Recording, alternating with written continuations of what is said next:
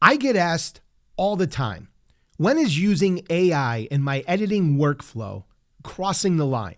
Hey, let's be honest, AI editing tools have gotten and they continue to get even more powerful. I mean, AI can edit full portraits. It can expand scenes and generate missing details. AI has continued to improve on tasks such as removing power lines and dust spots, altering facial expressions and features. This discussion always comes back to the same question. Just because you can edit something with AI, should you? But you're stronger than you know. You'll never be alone when everything feels dark. Hey, welcome to the channel. I'm Jeff, and this is a place for photographers who want to become better and create images that are both compelling and more meaningful. We talk about everything from camera techniques to editing workflows and the deeper ideas behind what makes wildlife photography truly powerful. Now, if you're passionate about photography and passionate about wildlife and you want to keep improving your photography, then you're in the right place. But today I want to talk about a topic that tends to really divide photographers. How we use AI is something that protects your integrity, your credibility, your identity as a photographer. AI isn't the problem. How we use it is. Most photographers tend to fall into one of two camps. The first is AI is ruining photography.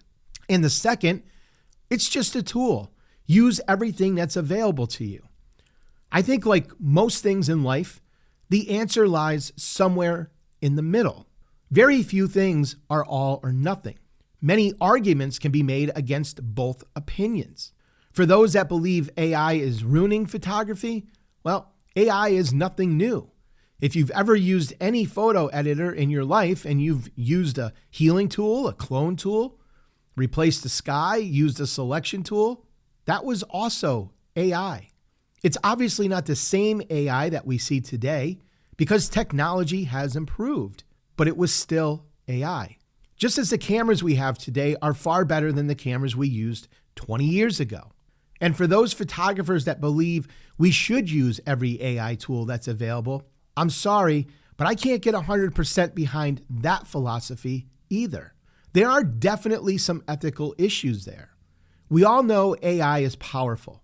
It saves time, it improves technical quality, but much of photography has always been built on trust, especially in genres like wildlife, documentary, and journalism.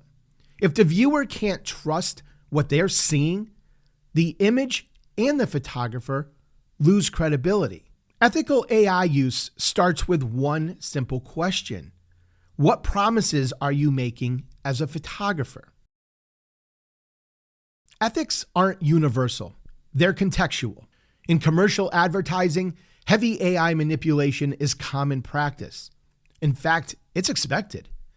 In fine art, creative alteration may be part of the photographer's vision. But there are a lot of photographers using AI in ways that most would consider unethical, but they justify it by calling it artistic expression. If you're using AI to add an animal that wasn't there, combine multiple wildlife moments into one, replace an entire habitat, fabricate environmental conditions, you've created fiction. And fiction isn't wrong as long as it's presented as fiction. And this is where the problems usually begin. A photographer creates a fictional photo, posts it online, and creates it and sells it as a real moment, a real experience. But the photographer has completely altered reality. Ethical editing begins with clarity about your intent. You need to be very clear about your motivation. Are you enhancing reality or altering it? There's a huge difference between the two. Enhancing reality includes edits such as correcting exposure, reducing noise, color correction, cropping to fine-tune your composition. Altering reality includes things like adding animals that weren't present in the scene, removing significant elements from the scene, moving subjects around in the scene, creating environmental details that didn't exist, such as rain or snow. Enhancing reality still preserves the truth. Altering reality changes it. Altering the trust isn't automatically unethical until it's presented as reality. This is where photographers run into trust and credibility issues, especially in wildlife photography. If you remove a distracting tree branch, that's debatable. If you remove an entire fence that defined the habitat, that changes the context, and context matters. When talking about wildlife photography and ethical editing, it's probably best to lean more towards the conservative side because our images influence a lot, like the perception, conservation, how people see different species, and they influence the credibility of wildlife photographers as a whole. If AI tools remove signs of human impact, clean up environmental damage, or make wildlife appear more dramatic than it really is, we are shaping a false narrative. We live in a world today where trust is fragile. People are highly skeptical of everything now. We've been trained that pretty much everything is some sort of scam. If you're using every AI tool available to edit your photos, ask yourself this question. Would I be comfortable explaining every edit I make to my photos publicly? Really think about that for a second. If you can't say yes with conviction, you probably need to reevaluate your use of AI. A lot of photographers, especially those that are newer to the world of photography and photo editing, are in awe of the power of these photo editing programs, and their power creates a lot of temptations.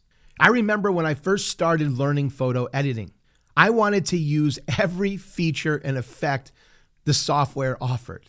You are just amazed at everything they can do, and so you want to try it all. A year later, you look back at those images that you applied those edits to, and you pretty much want to puke because you remember how it felt to want to use all of these cool features. But now that you have a little experience, you realize how ridiculous it was to use all of these tools that were available to you. Just like we said at the opening of this video, just because you have all these tools available to you, does that mean that you should actually use them? Here's a simple framework you can use when editing with AI. 1, could this edit mislead someone about what actually happened? If yes, either reconsider the edit or disclose it. 2, does this change the story of the image? Again, either reconsider the edit or disclose it. 3, would I describe the image as authentic? If you hesitate, that's a signal. 4, would I be comfortable showing this before and after? If transparency feels threatening, reflect on why. And 5, am I improving clarity or manufacturing impact? Ethical editing strengthens the original moment. Unethical editing invents a better one.